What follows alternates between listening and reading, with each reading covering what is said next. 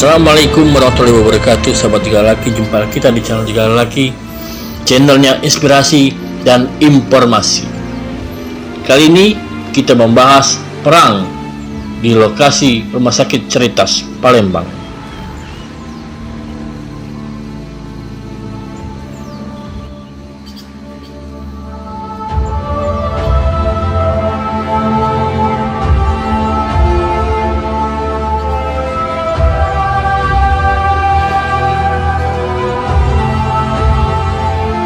Pada masa Perang 5 Hari 5 Malam di Palembang, terbagi 3 titik lokasi perang yang menimbulkan 3 front, yaitu front seberang Ilir Timur, front seberang Ilir Barat, dan front seberang Ulu.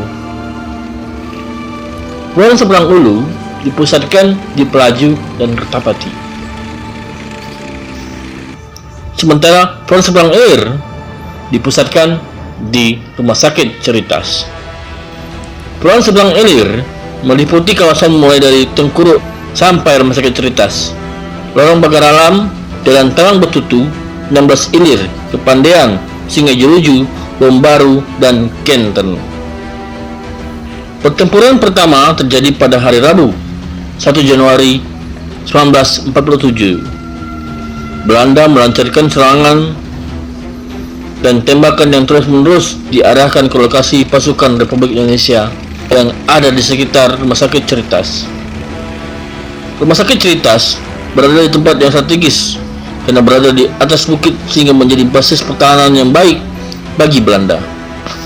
Basis strategis pertahanan di front seberang Ilir Timur terutama berlokasi di depan Masjid Agung, Simpang 3 Candi Weang, Pasar Lengkis, Lorong Candi Angkoso, dan di Jalan Obhir. Di bawah pimpinan Mayor Dani Effendi, pasukan Tentara Republik Indonesia melancarkan serangan ke Rumah Sakit Ceritas dan daerah di Talang Betutu. Tujuan serangan ini adalah untuk memblokir bantuan Belanda yang datang dari arah lapangan udara Talang Betutu menuju arah Palembang dan menghalangi hubungan antara pusat pertahanan Belanda di Rumah Sakit Ceritas dengan benteng. Pada sore harinya, pihak Belanda telah mengerahkan pasukan tank dan panser untuk menerobos pertahanan dan berikade pasukan Tentara Republik Indonesia di sepanjang Jalan Tengkuruk. Mereka kemudian berhasil menduduki kantor pos dan kantor telepon melalui perlawanan yang seru dari pasukan Tentara Republik Indonesia. Dengan berhasilnya Belanda menduduki kantor telepon, maka hubungan melalui alat komunikasi menjadi terputus secara total.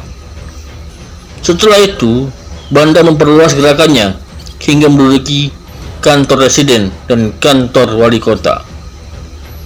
Pasukan Tentara Republik Indonesia yang berada di daerah tersebut mengundurkan diri ke Jalan Kebon Duku dan Jalan Kepandean. Sedangkan di Rumah Sakit Ceritas, kekuatan Belanda semakin terdesak karena serangan dari pasukan Tentara Republik Indonesia. Pada pertempuran hari kedua, konsentrasi pasukan terutama diarahkan terhadap pasukan dan pertahanan Belanda di Rumah Sakit Ceritas. Namun, Belanda berhasil merobos lini Talang Betutu setelah lebih dahulu berhadapan dengan Datuk Wahid Udin bersama Kapten Animan Ahyad. Belanda telah memperkuat tempat-tempat yang telah mereka kuasai, terutama di depan Masjid Agung. Secara spontanitas, rakyat dan pemuda di dalam kota, luar kota turut serta bertempur melawan Belanda. Melihat kemajuan-kemajuan di pihak kita, Belanda pun segera mengadakan pengintaian, bahkan melakukan tembakan dari udara terhadap kereta api yang membawa bahan makanan. Bantuan dari Batu Raja, Lubuk Linggau, dan Lahat. Oleh karena lokasi markas besar Staf Komando Divisi 2 tidak lagi aman, maka dipindahkan dari Sungai Jeruju ke daerah Kenten, tepatnya di Jalan Duku. Hal ini disebabkan karena Belanda terus-menerus melakukan pengintaian dan pengeboman terhadap markas-markas pasukan Tentara Republik Indonesia atau Laskar. Keberhasilan pengeboman jarak jauh yang dilakukan Belanda tidak terlepas dari peran-peran pengintaian atau mata-mata.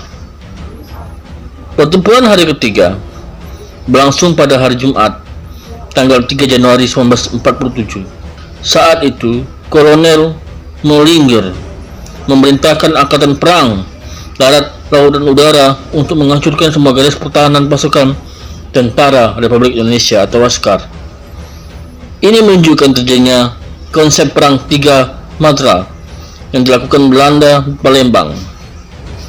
Berdasarkan perintah tersebut, maka konvoi kendaraan berlapis baja keluar dari benteng menuju Rumah Sakit Ceritas, menerobos Jalan Tengkuruk, melepas tembakan di sekitar Masjid Agung dan markas BPRI.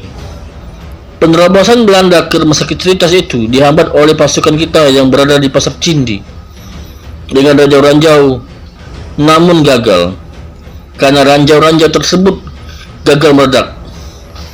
Akibatnya, Pasar Lengkis atau Pasar Cindi dapat dikuasai oleh musuh. Tapi sore harinya pasar itu dapat dikuasai kembali oleh pasukan kita, oleh resimen, senjata, dan amunisi yang dimiliki pasukan Republik Indonesia jumlahnya terbatas, dan sebagian besar senjata yang digunakan oleh pasukan kita banyak yang telah tua.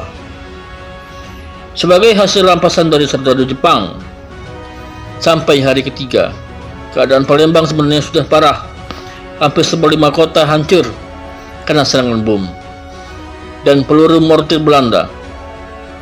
Pada pertempuran hari keempat, 4 Januari 1947, Belanda memfokuskan pertahanan di Pelaju, sehingga pasukan Mayor Dani Effendi berhasil memanfaatkan situasi tersebut untuk menguasai Cerritas dan sekitarnya. Akibatnya, pasukan Belanda mulai terdesak. Pasukan Tentara Republik Indonesia berhasil mendekati gudang amunisi di Rumah Sakit Cerritas dan menembak serdadu Belanda yang berusaha mendekati gudang tersebut.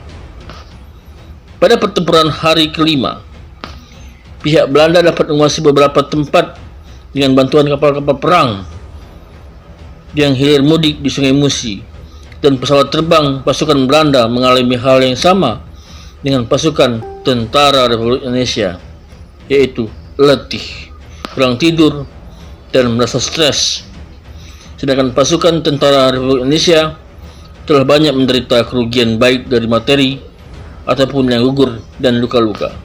Perang di Rumah Sakit Cerritas inilah Kapten Aripai tertembak dan luka parah, sedangkan nyawanya terselamatkan oleh Ibnu Stowo yang kala itu ikut berperang dan berprofesi sebagai dokter transmigrasi di Onderafdeling Kumbring Ulu. Rumah Sakit Cerritas sebenarnya didirikan pada tanggal 9 Juli 1926 oleh 5 suster dari Belanda dari Kongres Suster Santo Franciscus Cerritas, Oostendal. Oke sahabat, tinggal lagi itulah tadi informasi tentang perang di Rumah Sakit Cerritas, Front Ilir Timur. Jangan lupa like dan subscribe channel kami, bagikan kepada teman-teman Anda, dan kabarkan pada semuanya bahwa ada channel yang inspirasi dan informatif. Terima kasih semuanya, dan wassalamualaikum warahmatullahi wabarakatuh.